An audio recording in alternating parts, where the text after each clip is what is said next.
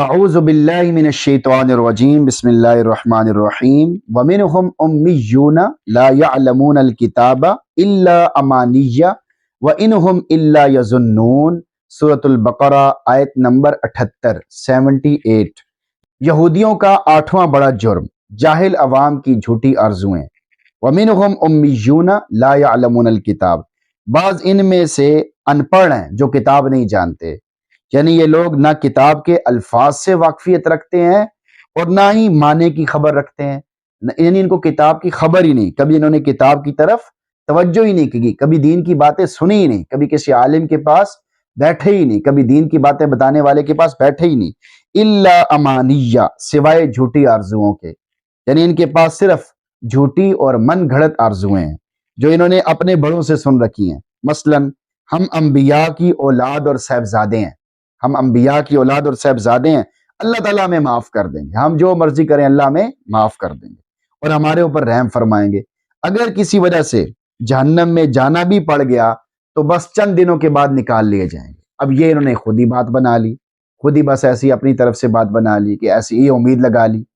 وَإِنْهُمْ إِلَّا يَظُنُّونَ، اب اللہ فرما رہے ہیں یہ محض اٹکل پچو باتیں بناتے ہیں، فضول باتیں بنا رہے ہیں، یہ لوگ خیالی اور وامی باتیں بناتے ہیں جن کی کوئی حقیقت نہیں ہے، اور ہر زمانے کے غافل لوگوں کو ایسی غلط فہمیاں ہوتی ہیں، یعنی وہ ایسی ہی اپنی طرف سے باتیں بنا لیتے ہیں۔ آیت کا میسج آپ کے نام، آج کے جاہلوں کے لیے قرآن کریم کا پیغام اور تنبیہ، یہودیوں کے جاہلوں کا نقشہ جو قرآن کریم نے پیش کیا ہے، ہمیں غور کرنا چاہیے کہ وہ آج کے زمانے کے لوگوں میں تو نہیں ہے۔ اگر غور کیا جائے تو واضح ہو جائے گا جو حالت زار یہود کے جاہل عوام کی تھی، قریب قریب وہی حال آج کے بہت سے جاہل لوگوں کا ہے، جن کے سامنے کچھ اوہام اور رسوم ہیں، کچھ وہم اور رسومیں ہیں جن پر یہ لوگ مست اور مگن ہیں۔ مثلا ہم سید ہیں،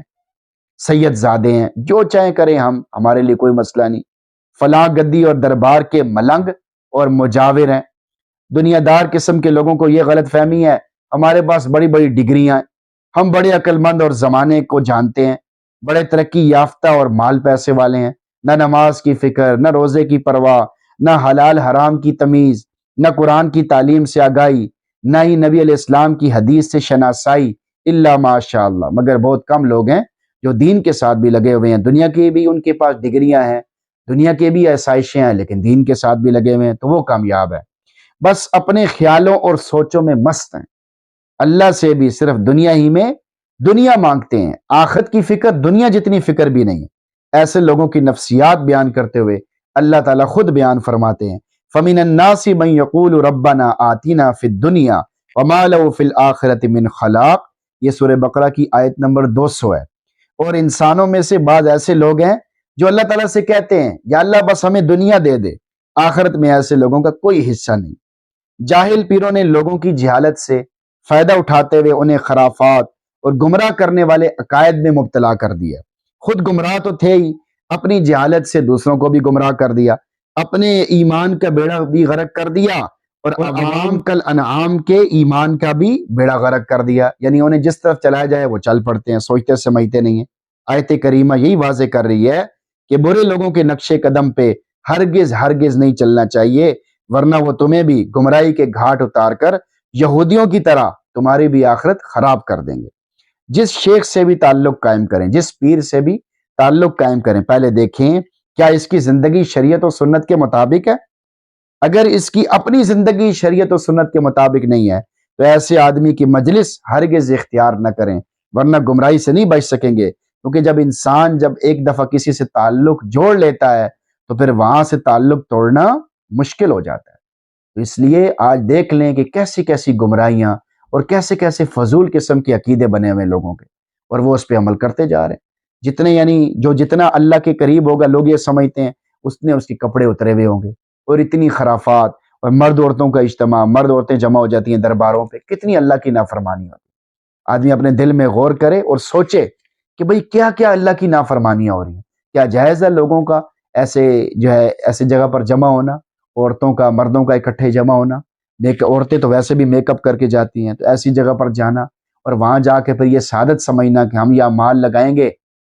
تو ہمیں فائدہ ہوگا، ہمارا کام بنے گا، ہماری منتیں پوری ہوں گی، اس کے لیے مجاہدے بھی برداشت کرتی ہیں اور پتہ نہیں کیا کیا کرتی ہیں، لیکن کوئی فائدہ نہیں، کوئی فائدہ نہیں ہوتا۔ جاہل جو پیر ہیں اور مجاور ہیں اور ملنگ جو وہاں درباروں پہ بیٹھے ہوئے ہیں وہ ان کو استعمال کر رہے ہیں، ان کو جس طرح چاہے وہ جو کہہ دیتے ہیں، بس وہ ان کے لیے حرف آخر ہوتا ہے۔ باقی قرآن نہیں پڑھنا، قرآن کو پڑھنے کا اہتمام نہیں کرنا، لیکن ان جگہوں پہ فضول وقت بھی ضائع کرنا ہے اور اپنے آپ کو خراب کرنا ہے۔ تو بہت سارے ان پڑھ ہیں جی، وہ کتاب کو بالکل جانتے بھی نہیں ہیں۔ آج بھی دیکھ لیں بڑے بڑے فتنے، کسی کو کچھ آتا ہی نہیں، کوئی پتہ ہی نہیں، الف با کا بھی نہیں پتہ، وہ بھی اپنی طرف سے کھڑے ہو کر لے کے بیٹھ جاتا ہے اور جو جائے دل میں بولتا رہتا ہے قرآن کے بارے میں، اپنی طرف سے تفسیر کرتا ہے۔ میری سمجھ میں یہ آیا ہے، بھئی آپ کی سمجھ کی حیثیت کیا ہے، آپ کا اللہ سے تعلق کتنا ہے، یہ بھی دیکھا جاتا ہے۔ یہ نہیں ہے کہ قرآن ہدایت ہے، لیکن متقین کے لیے ہدایت ہے، اللہ سے ڈرنے والوں کے لیے ہدایت